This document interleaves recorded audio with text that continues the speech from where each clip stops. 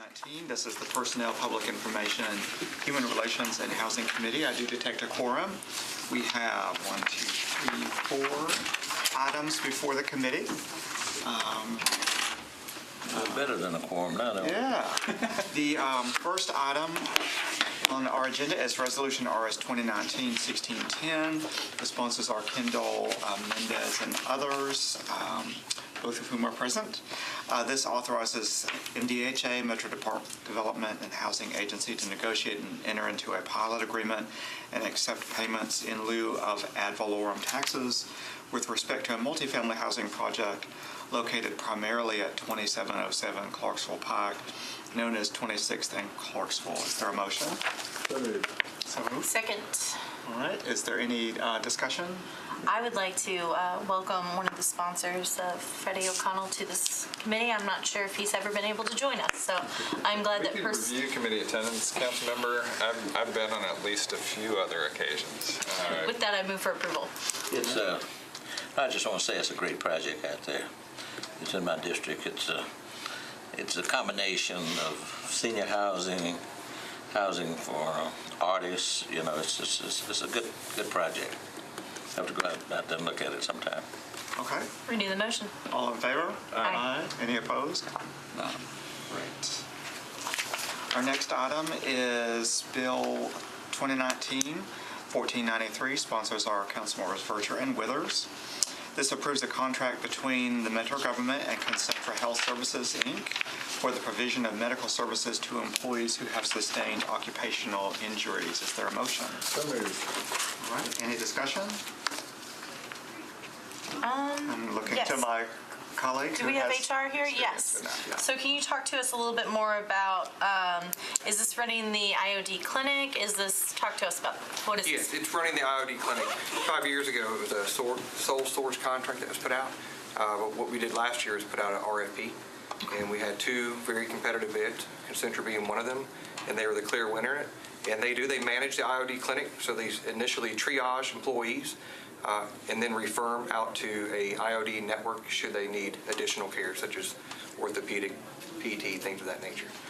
And so are they the one who's currently running it? Yes, ma'am. They're currently Okay, running. and so, but they came in, is this a better deal than we had when they sole sourced?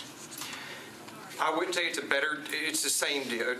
They're offering the same services. Obviously, it went up by a little bit, but not much. But they still, compared to the price of their competitor, was much better. And we saw a significant savings across the board, not only in IOD medical care, but in IOD leave time over the 5 years they were there. So they've impacted the IOD program tremendously. And then do we still have basically another organization that somewhat babysits? I don't know how other than like manage, I don't know. That's exactly right, That manage. then So- walks our employees through, because what my concern is like, I think our employees are able to go themselves to their doctor's appointments that they have assigned to them or what have you. And so my concern is, and that's probably for another conversation on when that contract comes up, but I do feel like it's almost like we're doubling up costs when we do some of these things. Is there a way for this contract and the IOD clinic to walk our employees through the entire IOD process? Do we need that other contract? Did you look at combining? It would be difficult to combine because Concentra is providing the medical oversight of the clinic. The other company you're referring to is Alternative Service Concepts, called ASC. Mm-hmm. They manage the IOD program, meaning that they will work with departments and investigate cases, approve payment on those that are injury on duty, deny those that are not injury on duty. They offer the network of physicians that employees may choose for specialty care. The resolution passed by council back in 2014 stated that employees must start at the IOD clinic, and then if specialty care is needed not offered there, then they can choose from the network. What we've done is we have ASC on property at the IOD clinic, so they work very close with our physicians and staff through Concentra. So when there is a referral needed to a specialty, then the employee can actually go and sit with ASC at that time and choose themselves what orthopedic, what specialty care they want and by what doctor from a network. So they work very well together in adjudicating the cases and things of that nature. I have plenty of other questions that we can deal with at another time. Any other questions from committee members? Why not now, Councilman? I think because of our committee constraints, and I think it's broader than just this contract. But I do, as you do ask that, I do think that this is something that we need to look at when we're talking about overtime, when we're looking at budget issues. I'm happy to hear that our IOG, our injured on the job injuries, are down. That means that we are providing a safer workplace.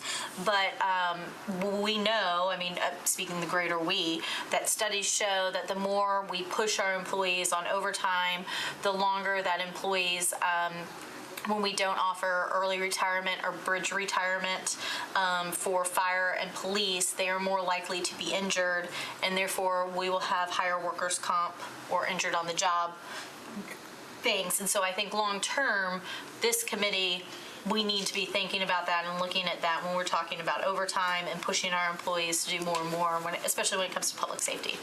I'd like to add and clarify. The IOD rate, the number of injuries, those are not down.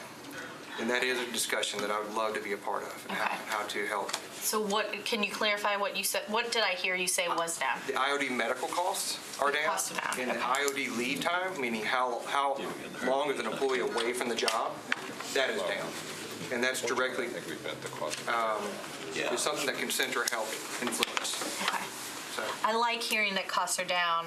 I just want to also, at some point, hear from our employees and their representatives that care is not down. what's that? As that care is not down, just because cost is always, going down is good, right? But as long as our quality of care is not down Sure. too. And if you would like, I can provide you. They do assessments here at the clinic. They do customer satisfaction surveys, and they are extremely high. They're up 98% across the board and have been. Good. We'll be glad to share that with you. So, Great. Great. All right. I'll renew the motion. All right, all in favor? Aye. Any opposed? Great.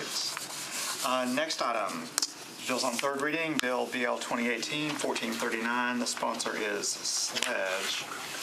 Is this the, Housing Trust Funds. yeah, I'm a sponsor. Yeah. Okay. Read us, I think. I think I'm on that. It's just not listed on the paperwork, but that's okay. Maybe. But it says it amends section 2.149.040 of the Metro Code of Laws to authorize the Metro Housing Trust Fund Commission to rescind grant contracts and collect funds previously allocated to organizations that fail to execute contractual obligations in a timely manner. Is Councilmember Mendez on that one? Is it just list Councilmember Sledge on that? That's the only one that's listed on my paperwork. I know he has been floating around. He had several committees to go with it. Yeah. For some reason, I thought Councilmember Mendez might have just gone to get on the hill. I don't see him. Okay, I will move that one to the heel, if that's all right. that's fine. Bill 2019-1486, the sponsors are Mendez and Murphy, requires the Metro government to provide an online link to any report on debt obligations that is required to file with the state of Tennessee. So many. Any discussion? Seems pretty rudimentary. So, thank you. This is, Metro provides a ton of information about its bond issuances. There is one 2-page report that gets filed with the state of Tennessee that discloses the closing costs paid to lawyers, among other things. Previously, that has not been online, and Finance is totally willing to do it. In fact, has already posted, I think, the last 10 or 15 years of these reports online, even before we approve this. So this is not controversial. Okay. Any other discussion? I signed on to this bill because I like transparency, so I appreciate the sponsor bringing it. To that end, Councilmember, I guess this is one of those things where, on the one hand, they've already done it. On the other hand, it doesn't hurt to have it in the Metro Code of Laws, right? So I'm assuming you still want to go forward with. Yeah, and specifically, there is an agency that issues tax-exempt bonds in the name of Metro, the Health and Educational Welfare Facilities Board, that really so far has declined to participate in any material transparency. And one of the arguments they've used is, well, Metro doesn't post these, and so that argument is now off the table. Perfect. And relative to this and bond and the bond fund and things, I've worked in the past on state legislation dealing around bond funds and municipal pools and things. So anytime you can force more transparency is good, because there are loopholes in the state law that allow for records to be hidden behind how much it costs to copy paper. So, And just to reiterate, finance, 100% okay with this, took care of it even before it was on first reading. That's actually, the point you just made is even more helpful, so I'm prepared to support this. All right, all in favor? Aye. Aye. Any opposed? None, hearing none. Trying to look and see for, You guys want to hang out a second while I look for Colby again? thank you. Here he comes. 14-3. You're right. Perfect timing, Councilman. Great. We now have Councilmember Sledge present for bill on third reading, BL 2018-1439. It amends section 2.149.040 of the Metro Code of Laws to authorize the Metro Housing Trust Fund Commission to rescind grant contracts and collect funds previously allocated to organizations that fail to execute contractual obligations in a timely manner. Is there a motion? motion. Second. Any discussion? Hearing none. All in favor? Aye. Any opposed? Great. Thank you so much. Thank you, Colby. Good job, Colby. And with that, the personnel committee meeting is adjourned for this week. Thank you. Take care. You're talking about the